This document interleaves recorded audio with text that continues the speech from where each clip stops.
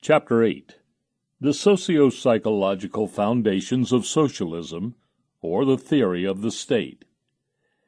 In the preceding chapters it has been demonstrated that socialism as a social system implying a redistribution of property titles away from user-owners and contractors to non-user owners and non-contractors necessarily involves a reduction in production of wealth, since the use and contracting of resources are costly activities whose performance is made even more costly as compared with alternatives available to actors.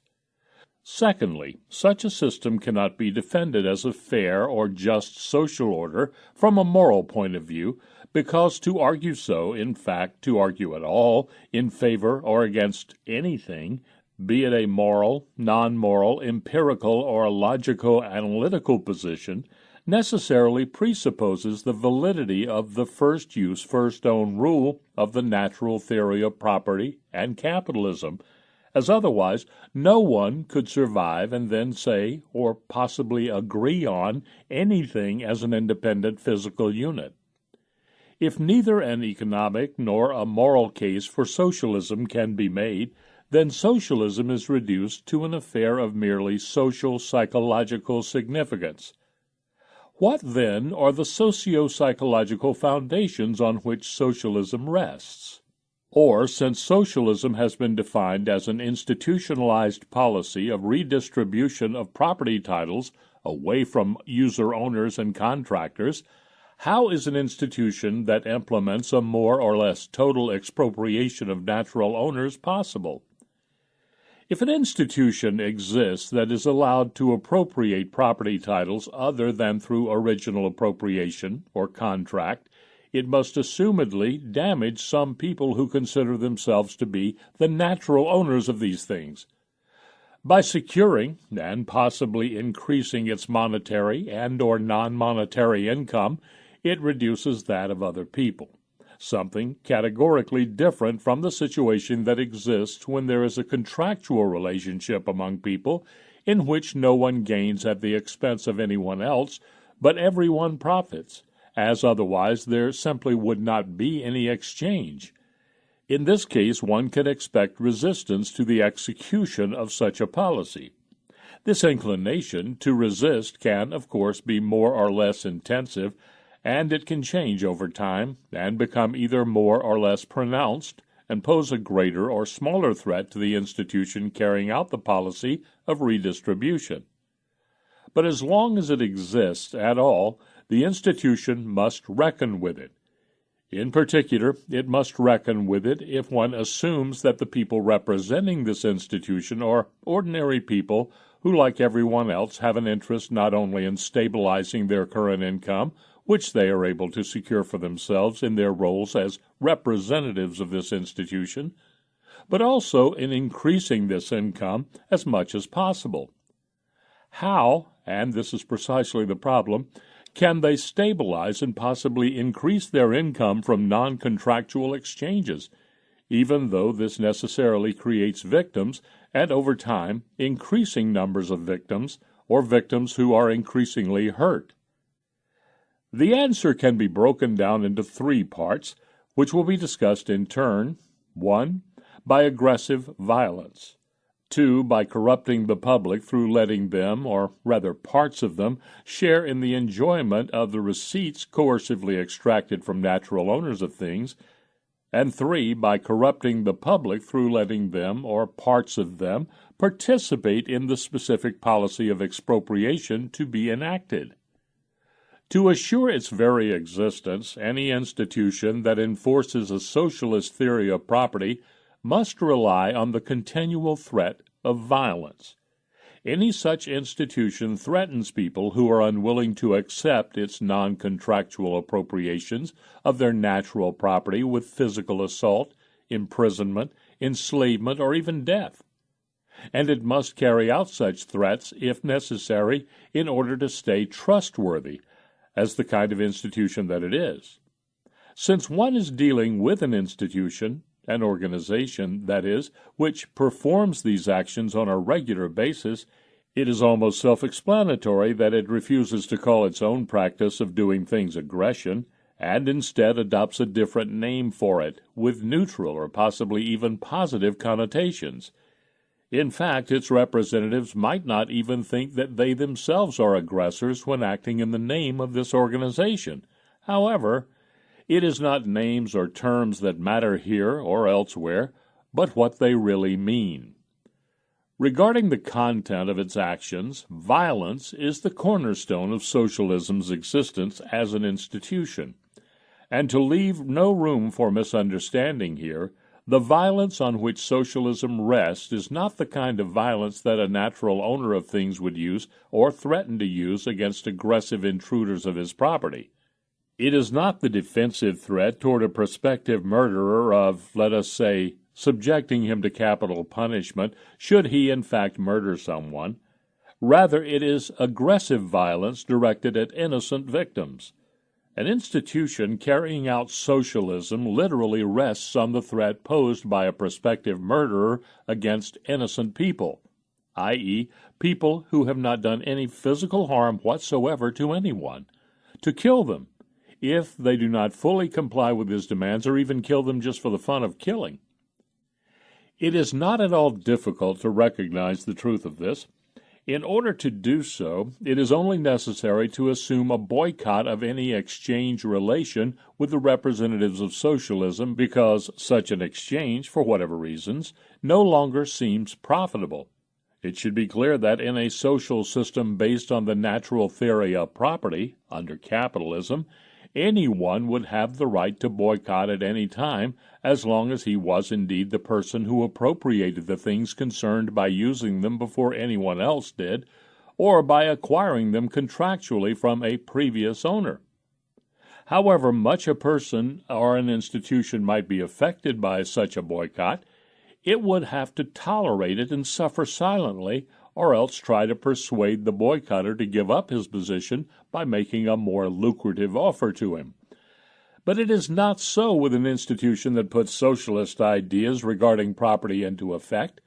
Try, for instance, to stop paying taxes, or to make your future payments of taxes dependent on certain changes or improvements in the services that the institution offers in return for the taxes. It would fine, assault, imprison you, or perhaps do even worse things to you. Or, to use another example, try to ignore this institution's regulations or controls imposed on your property. Try, that is to say, to make the point that you did not consent to these limitations regarding the use of your property, and that you would not invade the physical integrity of anyone else's property by ignoring such impositions, and, hence, that you have the right to secede from its jurisdiction, to cancel your membership, so to speak, and from then on deal with it on equal footing, from one privileged institution to another. Again, assumedly without having aggressed against anyone through your secession. This institution would come and invade you and your property, and it would not hesitate to end your independence. As a matter of fact, if it did not do so, it would stop being what it is. It would abdicate and become a regular private property owner or a contractual association of such owners. Only because it does not so abdicate is there socialism at all. Indeed, and this is why the title of this chapter suggested that the question regarding the socio-psychological foundations of socialism is identical to that of the foundations of a state. If there were no institution enforcing socialistic ideas of property, there would be no room for a state, as a state is nothing else than an institution built on taxation and unsolicited non-contractual interference with the use that private people can make of their natural property. There can be no socialism without a state, and as long as there is a state, there is socialism. The state, then, is the very institution that puts socialism into action. And as socialism rests on aggressive violence directed against innocent victims, aggressive violence is the nature of any state. But socialism, or the state as the incorporation of socialist ideas, does not rest exclusively on aggression. The representatives of the state do not engage solely in aggressive acts in order to stabilize their incomes, though without it there would be no state.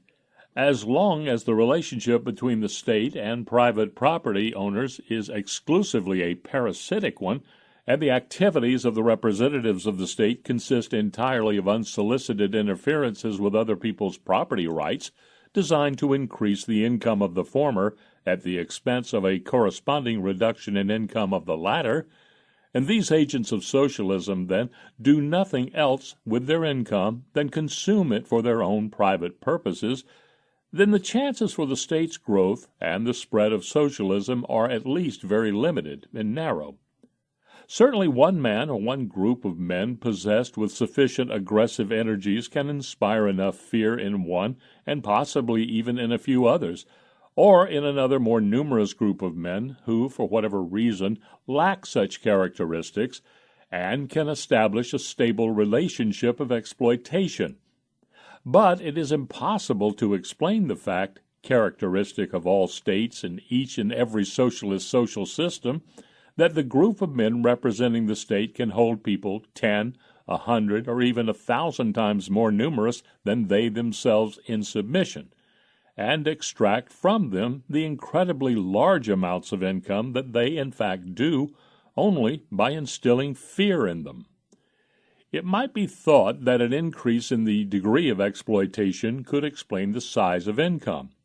But from the economic reasoning of previous chapters, we know that a higher degree of exploitation of natural owners necessarily reduces their incentive to work and produce, and so there is a narrow limit to the degree to which one person or group of persons can lead a comfortable life on the income coercively extracted from another person, or a roughly equally sized group of persons, who would have to support this lifestyle through their work.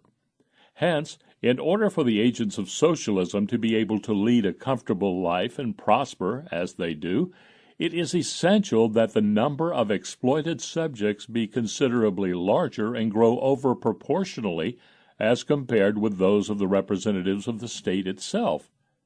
With this, however, we are back to the question of how the few can rule the many. There would also be no convincing way around this explanatory task by arguing that the state could simply solve this problem by improving its weaponry, by threatening with atomic bombs instead of with guns and rifles, so to speak, thereby increasing the number of its subjects, since, realistically, one must assume that the technological know-how of such improved weaponry can hardly be kept secret, especially if it is in fact applied. Then with the state's improved instruments for instilling fear, mutatis mutandis, the victim's ways and means of resisting improve as well, and hence such evidence can hardly be thought of as explaining what has to be explained. One must conclude, then, that the problem of explaining how the few can rule the many is indeed real, and that socialism and the state, as the incorporation of socialism, must rest in addition to aggression on some sort of active support among the public. David Hume is one of the classic expositors of this insight. In his essay, The First Principles of Government, he argues, "Nothing appears more surprising to those who consider human affairs with a philosophical eye than the easiness with which many are governed by the few, and the implicit submission with which men resign their own sentiments and passions to those of their rulers. When we inquire by what means this wonder is effected, we shall find that as force is always on the side of the governed, the governors have nothing to support them but opinion. It is therefore on opinion only that government is founded, and this maxim extends to the most despotic and most military governments, as well as to the most free and most popular. The Sultan of Egypt, or the Emperor of Rome, might drive his harmless subjects like brute beasts against their sentiments and inclination, but he must at least have led his Mamelukes or Praetorian bands, like men, by their opinion. How indeed is this support brought about? One important component in the process of generating it is ideology. the state spends much time and effort persuading the public that it is not really what it is, and that the consequences of its actions are positive rather than negative. Such ideologies, spread to stabilize a state's existence and increase its income, claim that socialism offers a superior economic system or a social order that is more just than capitalism, or claim that there is just no such thing as justice at all prior to the state stepping in and simply declaring certain norms to be just.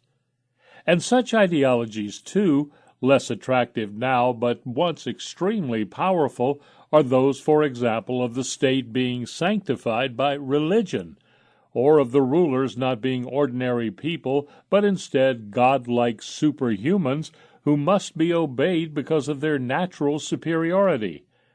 I've gone to great lengths in previous chapters to demonstrate that such ideas are false and unjustified, and I will return to the task of analyzing and unmasking another fashionable ideology in the final chapter of this treatise.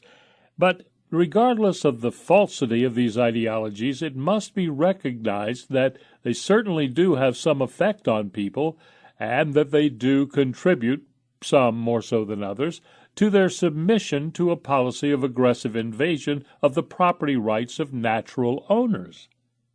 Yet there is another, more important component contributing to public support, and this is not verbal propaganda, but rather actions with a clear-cut, tangible impact.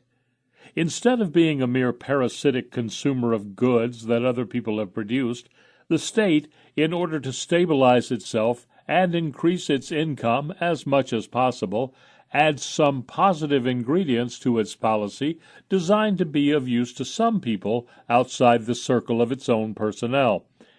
Either it is engaged as an agent of income transfer, i.e., as an organization that hands out monetary or non-monetary income to B that it has previously taken away from A without A's consent, naturally after subtracting a handling charge for the never costless act of such a transfer, or it engages in the production of goods or services using the means expropriated earlier from natural owners, and thus contributes something of value to the users, buyers, consumers of these goods.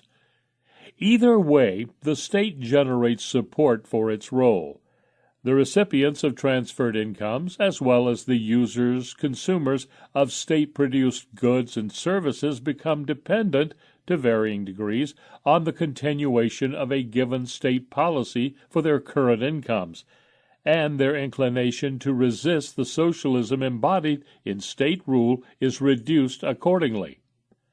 But this is only half the picture.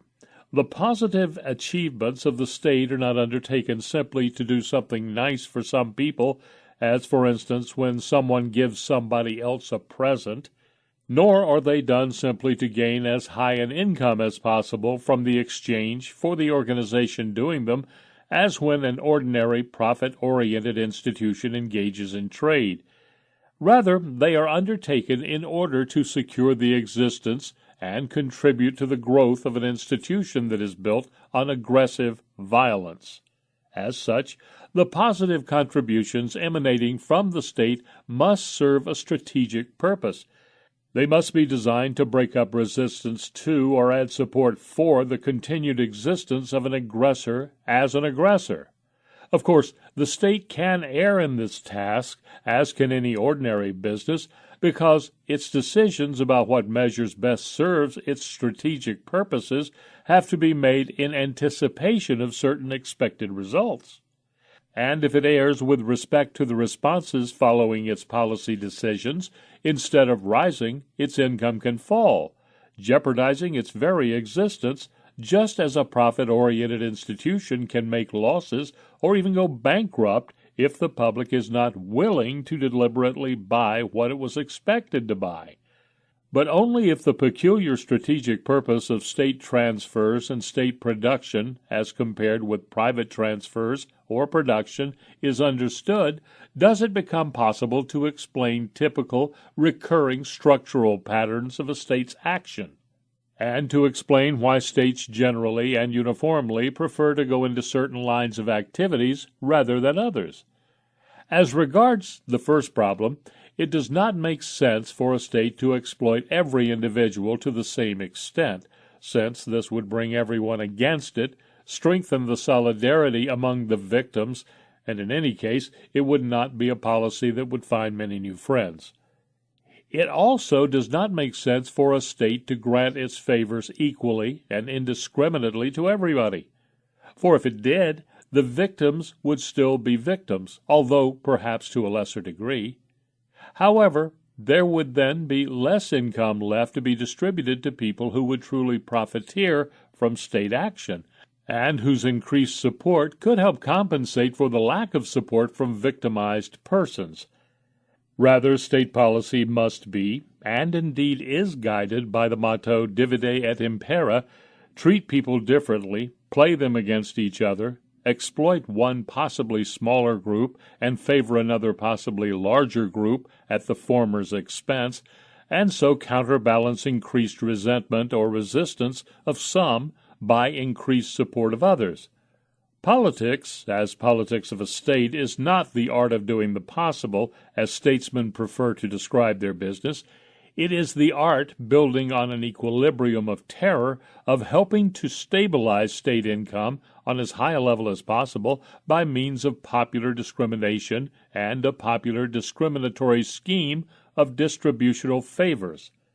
To be sure, a profit-oriented institution can also engage in discriminatory business policies, but to do so, and to follow a discriminatory employment policy, or not to sell indiscriminately to anyone who is willing to pay the price set for a given service or product, is costly, and so an economic incentive to avoid such action exists.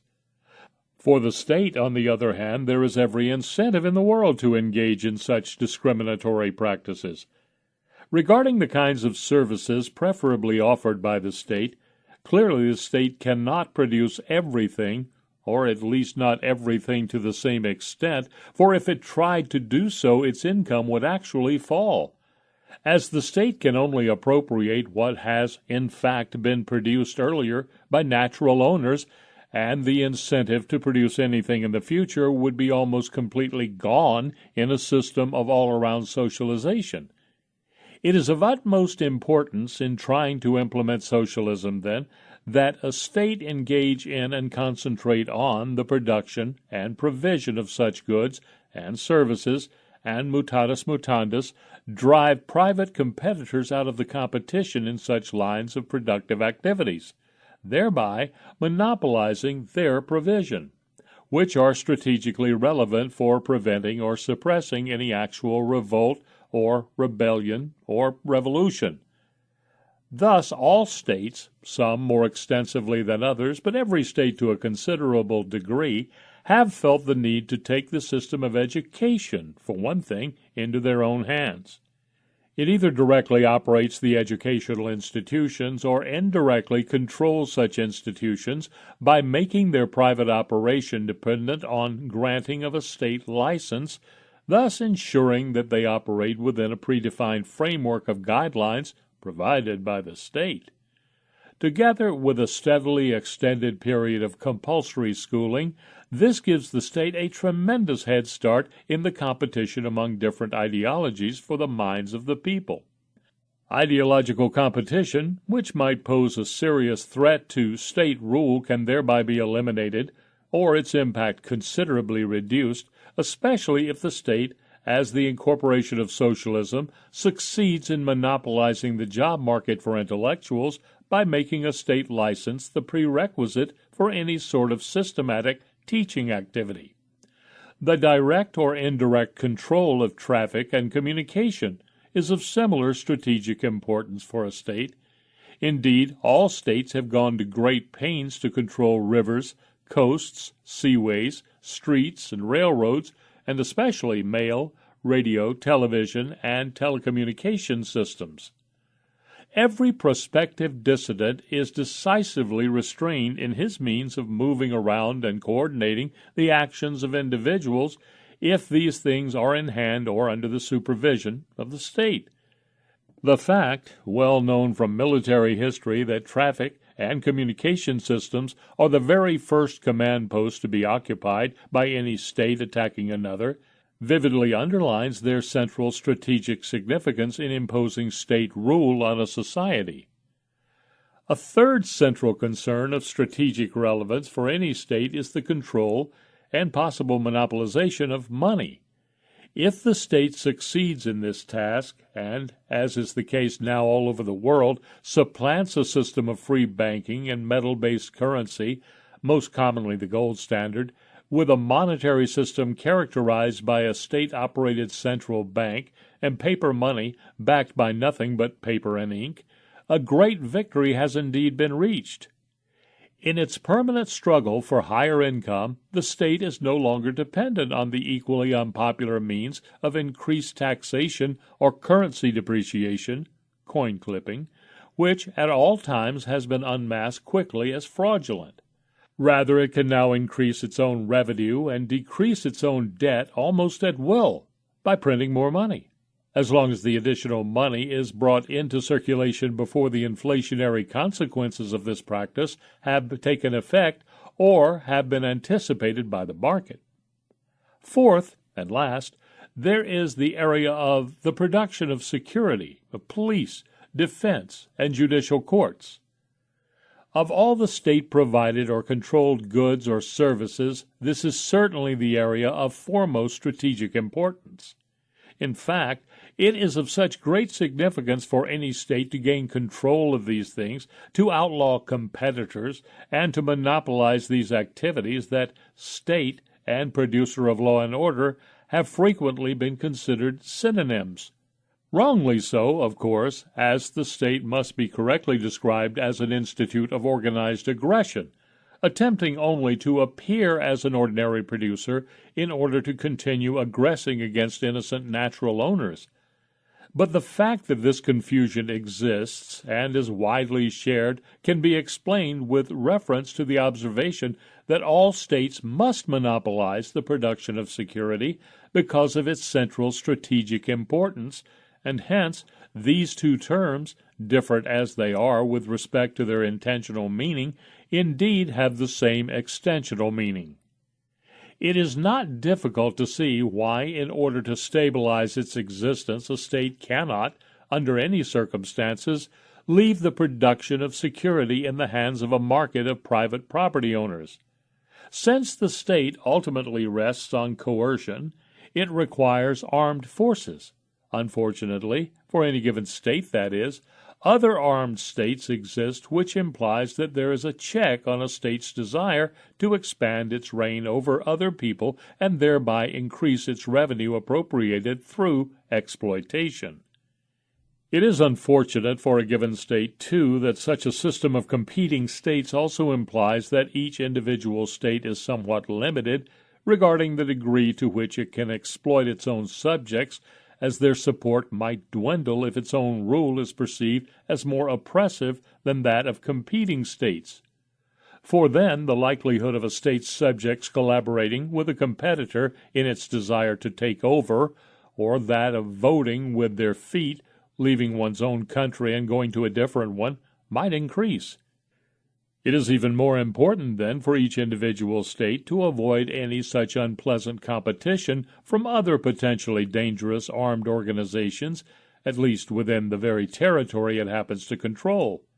The mere existence of a private protection agency, armed as it would have to be to do its job of protecting people from aggression and employing people trained in the use of such arms, would constitute a potential threat to a state's ongoing policy of invading private people's property rights. Hence, such organizations, which would surely spring upon the market as the desire to be protected against aggressors is a genuine one, are eagerly outlawed, and the state arrogates this job to itself and its monopolistic control. As a matter of fact, states everywhere are highly intent on outlawing, or at least controlling, even the mere possession of arms by private citizens, and most states have indeed succeeded in this task. As an armed man is clearly more of a threat to any aggressor than an unarmed man, it bears much less risk for the state to keep things peaceful while its own aggression continues, if rifles with which the taxman could be shot are out of the reach of everyone except the taxman himself? With respect to the judicial system, matters are quite similar. If the state did not monopolize the provision of judicial services, it would be unavoidable that sooner or later, and most likely sooner, the state would come to be regarded as the unjust institution it in fact is. Yet no unjust organization has any interest in being recognized as such. For one thing, if the state did not see to it that only judges appointed and employed by the state itself administered the law, it is evident that public law, those norms regulating the relationship between the state and private individuals, or associations of such individuals, would have no chance of being accepted by the public, but instead would be unveiled immediately as a system of legalized aggression, existing in violation of almost everybody's sense of justice. And, secondly, if the state did not also monopolize the administration of private law, those norms regulating the relationships among private citizens, but left this task to competing courts and judges dependent on the public's deliberate financial support, it is doubtful that norms implying an asymmetrical distribution of rights or obligations between different persons or classes of persons would have even the slightest chance of becoming generally accepted as valid laws. Courts and judges who laid down such rules would immediately go bankrupt due to a lack of continued financial assistance. However, since the state is dependent on a policy of divide et impera to maintain its power, it must stop the emergence of a competitive system of private law courts at all costs. Without a doubt, all of these state-provided services, education, traffic and communication, money and banking, and most importantly, security and the administration of justice, are of vital importance to any society whatsoever. All of them would certainly have to be provided and would, in fact, be produced by the market if the state did not take these things into its own hands.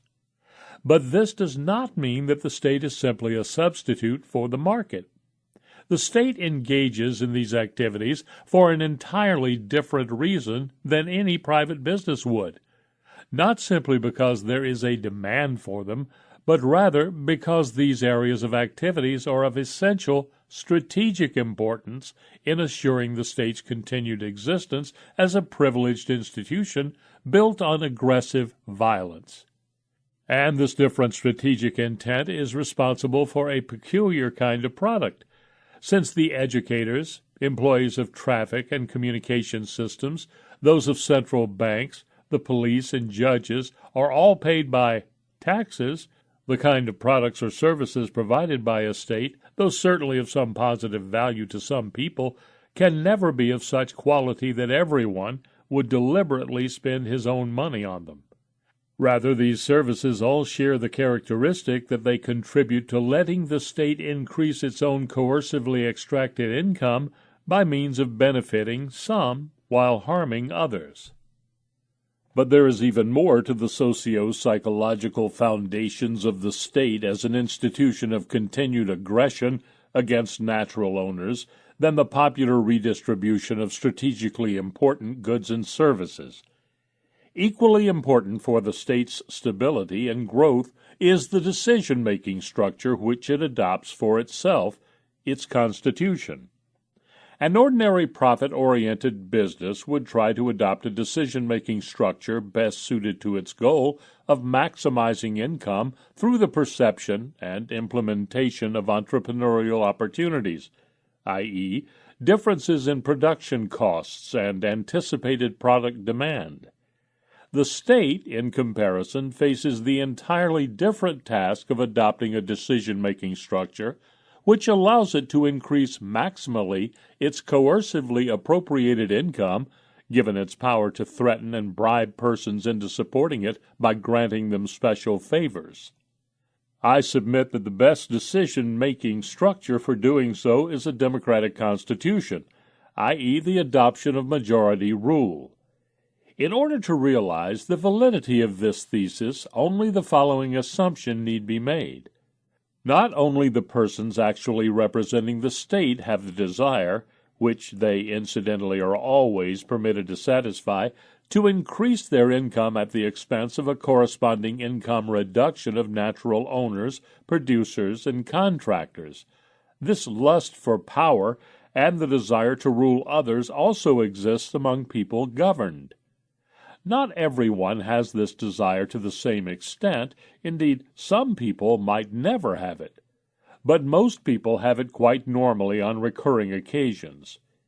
If this is so, and experience informs us that this is indeed the case, then the state must reckon with resistance from two analytically distinct sources. On the one hand, there is resistance by the victims which any state policy creates. The state can try to break this up by making supportive friends, and indeed it will succeed by doing so to the extent that people can be corrupted through bribery. On the other hand, if lust for power exists among the victims and or the persons favored by a given state policy, then there must also be resistance, or at least discontent, originating from the fact that any given policy of expropriation and discriminatory distribution automatically excludes any other such policy with its advocates in the state-ruled population, and hence must frustrate their particular plan of how power should be used. By definition, no change in the expropriation redistribution policy of the state can eliminate this sort of discontent, as any change would necessarily exclude a different policy. Thus, if the state wants to do something to reduce the resistance stemming from the frustration of one's lust for power that any one particular policy implies, it can only do so by adopting a decision-making structure which minimizes the disappointment of potential power wielders by opening up a popular scheme of participation in decision-making, so that everyone lusting for his particular power policy can hope to have a shot at it in the future. This precisely is the function of a democracy. Since it is based on a respect for the majority, it is by definition a popular constitution for decision-making. And as it indeed opens up the chance for everyone to lobby for his own specific plan of wielding power at regular intervals, it maximally reduces current frustrated lust for power through the prospect of a better future. Contrary to popular myth, the adoption of a democratic constitution has nothing to do with freedom or justice. Certainly, as the state restrains itself from the use of aggressive violence when engaging in the provision of some positively valued goods and services, so it accepts additional constraints when the incumbent rulers subject themselves to the control of the majority of those being ruled. Despite the fact, though, that this constraint fulfills the positive function of satisfying certain desires of certain people by reducing the intensity of the frustrated lust for power, it by no means implies the state's forsaking its privileged position as an institute of legalized aggression. Rather, democratizing the state is an organizational measure, undertaken for the strategic purpose of rationalizing the execution of power, thereby increasing the amount of income to be aggressively appropriated from natural owners. The form of power is changed, but majority rule is aggression too. In a system based on the natural theory of property, under capitalism, majority rule does not and cannot play any role, apart from the fact, of course, that if accepted, anyone could join an association adopting majority rule, such as a sports club or an association of animal lovers, whose jurisdiction is deliberately accepted by members as binding for the duration of one's membership. In such a system, only the rules of original appropriation of goods through use or contractual acquisition from previous owners are valid. Appropriation by decree, or without a previous user-owner's consent, regardless of whether it was carried out by an autocrat, a minority against a majority, or by a majority against a minority, is without exception an act of aggressive violence.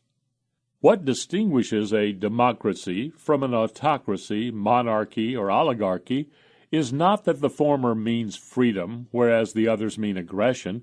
The difference between them lies solely in the techniques used to manage, transform, and channel popular resistance fed by the frustrated lust for power.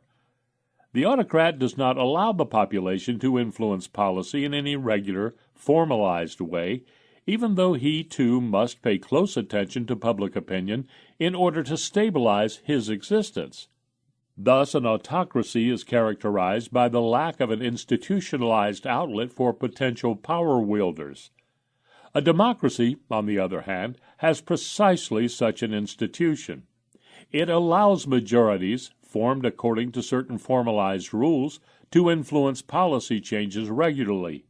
Accordingly, if disappointed lust for power becomes more tolerable when there is a regular outlet for it, then there must be less resistance to democratic rule than to autocratic power. This important socio-psychological difference between autocratic and democratic regimes has been described masterfully by B. de Jouvenel. From the 12th to 18th century, governmental authority grew continuously. The process was understood by all who saw it happening. It stirred them to incessant protest and to violent reaction. In later times, its growth has continued at an accelerated pace, and its extension has brought a corresponding extension of war. And now we no longer understand the process, we no longer protest, we no longer react. This quiescence of ours is a new thing, for which power has to thank the smokescreen in which it has wrapped itself. Formerly it could be seen, manifest, in the person of the king, who did not disclaim being the master he was, and in whom human passions were discernible. Now, masked in anonymity, it claims to have no existence of its own, and to be but the interpersonal and passionless instrument of the general will. But that is clearly a fiction. Today, as always, power is in the hands of a group of men who control the powerhouse. All that has changed is that it has now been made easy for the ruled to change the personnel of the leading wielders of power.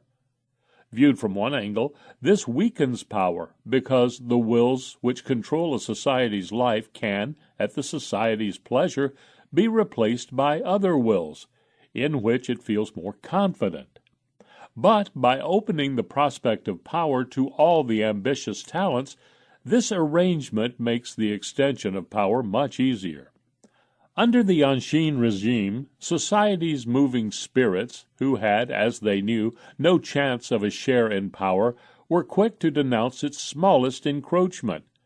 Now, on the other hand, when everyone is potentially a minister, no one is concerned to cut down an office to which he aspires one day himself, or to put sand in a machine which he means to use himself when his turn comes. Hence it is that there is in political circles of modern society a wide complicity in the extension of power. Given an identical population and an identical state of policy of the discriminatory provision of goods and services, a democratic state has more opportunities for increasing its own aggressively appropriated income, and mutatis mutandis, an autocracy must settle for a relative lower income. In terms of the classics of political thought, it must rule more wisely, i.e., rule less, since it does not allow any will other than that of the autocrat and perhaps the immediate advisers to gain power or influence policy on a regular basis. Its execution of power appears less tolerable to those ruled. Thus, its stability can only be secured if the overall degree of exploitation enacted by the state is relatively reduced. The situation over the last 2 centuries vividly illustrates the validity of this thesis. During this time, we have experienced an almost universal substitution of relatively democratic regimes for relatively autocratic monarchical systems. Even Soviet Russia is notably more democratic than Tsarist Russia ever was. Hand in hand with this change has gone a process never experienced before regarding its speed and extent, a permanent and seemingly uncontrollable growth of the state. In the competition of different states for exploitable populations, and in these states' attempts to come to grips with internal resistance, the democratic state has tended to win outright over the autocratic one as the superior power variant. Ceteris paribus, it is the democratic state and the democratic socialism incorporated in it which commands the higher income and so proves to be superior in wars with other states. And, ceteris paribus, it is this state, too, that succeeds better in the management of internal resistance. It is, and historically this has been shown repeatedly, easier to save the power of a state by democratizing it than by doing the opposite and autocratizing its decision-making structure. Here, then, we have the socio-psychological foundations of the state as the very institution enacting socialism. Any state rests on the monopolization, or the monopolistic control, of strategically important goods and services, which it discriminately provides to favored groups of people, thereby breaking down resistance to a policy of aggression against natural owners. Furthermore, it rests on a policy of reducing the frustrated lust for power by creating outlets for public participation in future changes in a policy of exploration. Naturally, every historical description of a state and its specific socialist policy and policy changes will have to give a more detailed account of what made it possible for socialism to become established and to grow. But if any such description is supposedly complete and is not to fall prey to ideological deception, then all measures taken by the state must be described as embedded in this very institutional framework of violence, divide et impera, and democratization. Whatever any given state does in terms of positively evaluated contributions to society, and however great or small the extent of such contributions might be, whether the state provides help for working mothers with dependent children, or gives medical care, engages in road or airport construction, whether it grants favors to farmers or students, devotes itself to the production of educational services, society's infrastructure, money, steel, or peace, or even if it does all of these things and more, it would be completely fallacious to enumerate all of this and leave it at that. What must be said in addition is that the state can do nothing without the previous non-contractual expropriation of natural owners. Its contributions to welfare are never an ordinary present, even if they are given away free of charge, because something is handed out that the state does not rightfully own in the first place. If it sells its services at cost, or even at a profit, the means of production employed in providing them still must have been appropriated by force. And if it sells them at a subsidized price, aggression must continue in order to uphold the current level of production. The situation is similar with respect to a state's decision-making structure.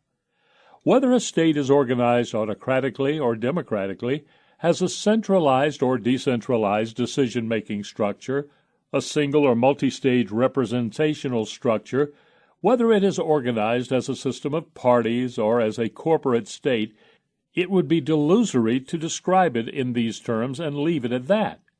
In order to be exhaustive, what must be added is that first and foremost the constitution of a state is an organizational device for promoting its existence as an institution of aggression. And insofar as its stability rests on constitutionally guaranteed rights to participate in the inauguration of policy changes, it must be stressed that the state rests on an institutionalized appeal to motivational energies that people in their private lives would regard as criminal and accordingly would do everything to suppress. An ordinary business enterprise has a decision-making structure that must adapt to the purpose of enabling it to secure as high a profit as possible from sales to deliberately supportive customers. A state's constitution has nothing in common with this, and only superficial sociological studies in organization would engage in investigations of structural similarities or differences between the two. Only if this is thoroughly understood can the nature of the state and socialism be fully grasped, and only then can there be a complete understanding of the other side of the same problem, what it takes to overcome socialism. The state cannot be fought by simply boycotting it, as a private business could, because an aggressor does not respect the negative judgment revealed by boycotts, but it also cannot simply be fought by countering its aggression with defensive violence because the state's aggression is supported by public opinion. Thus, everything depends on a change in public opinion.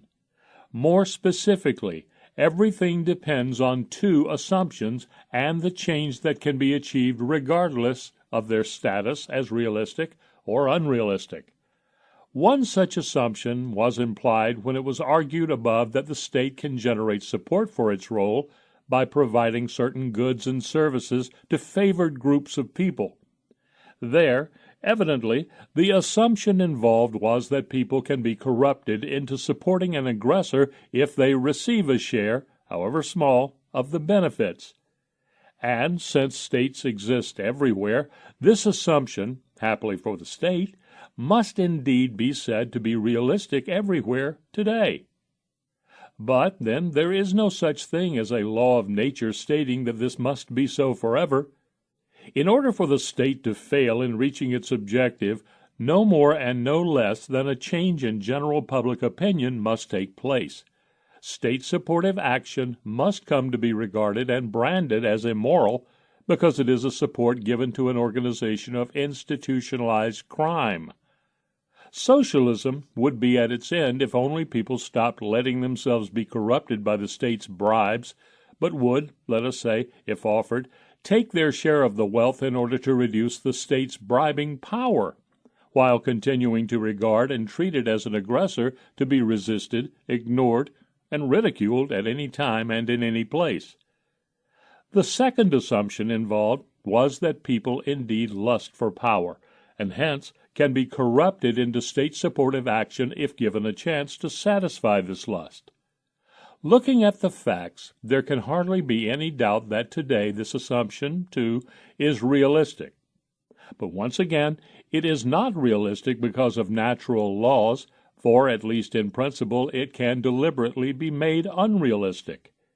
In order to bring about the end of statism and socialism, no more and no less must be accomplished than a change in public opinion which would lead people away from using the institutionalized outlets for policy participation for satisfaction of power lust, but instead make them suppress any such desire and turn this very organizational weapon of the state against it, and push uncompromisingly for an end to taxation and regulation of natural owners wherever and whenever there is a chance of influencing policy.